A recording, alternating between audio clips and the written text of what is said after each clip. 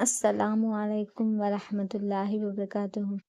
ابراہیم علیہ السلام اور اسماعیل علیہ السلام جب کعبے کی تعمیر تکمیل کر چکے تھے، اس کے بعد انہوں نے یہ دعا پڑھی۔ آپ جب بھی کوئی اچھا کام کرے اللہ کے لیے، اللہ کے راہ میں، تو یہ دعا پڑھیں۔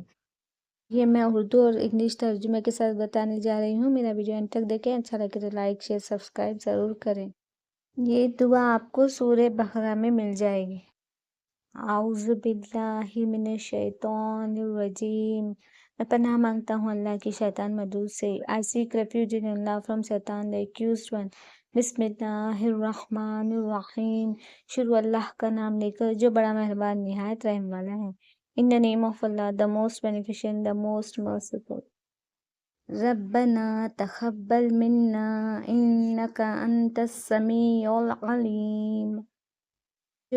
اے ہمارے رب، ہم سے یہ خدمت قبول فرما، کیونکہ تو سب کچھ سننے والا، جاننے والا ہے۔ Our Lord, accept this service from us, for thou art the all-hearing, the all-knowing۔